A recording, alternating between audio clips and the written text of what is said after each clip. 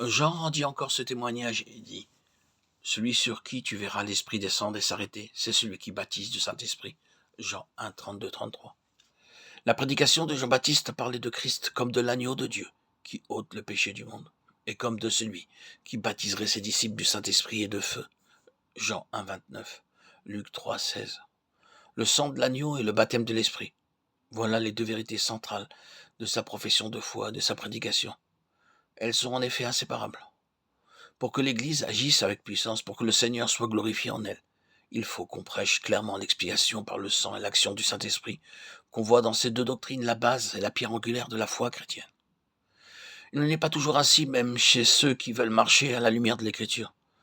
L'intelligence humaine admet plus facilement les souffrances et l'expiation de l'agneau de Dieu, suivi du pardon et de la paix qui en résultent, que la doctrine plus abstraite du baptême du Saint-Esprit, de son habitation dans l'homme et de sa direction habituelle.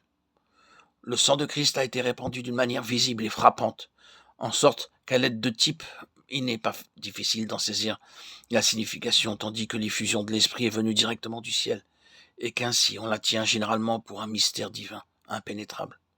Le sang purifie les impies et les rebelles, tandis que le don de l'Esprit s'adresse aux disciples obéissants. Il n'est donc pas étonnant que la prédication du baptême de l'Esprit trouve moins d'accueil que celle du pardon et de la rédemption partout où l'Église n'a guère de vie. Et pourtant, ce n'est pas là ce que Dieu voulait. Déjà, l'Ancien Testament avait promis que l'Esprit viendrait demeurer en l'homme. Le précurseur releva ce premier indice. Il ne prêcha pas l'expiation sans dire aussi pourquoi et comment s'accomplirait en nous le dessein de Dieu. Le péché n'entraînait pas seulement culpabilité et condamnation, mais corruption et mort. Non seulement il faisait perdre à l'homme la faveur de Dieu, mais il le rendait indigne de communion avec Dieu.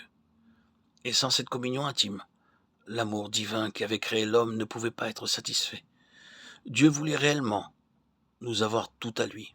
Il voulait que notre cœur, nos facultés aimantes et tout ce qui constitue notre individualité lui fussent une demeure où put habiter son amour, un temple où il fut adoré.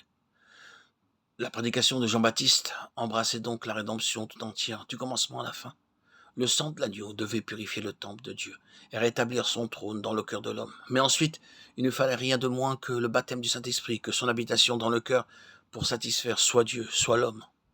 Jésus lui-même devait être le type de ce que produit ce baptême de l'Esprit.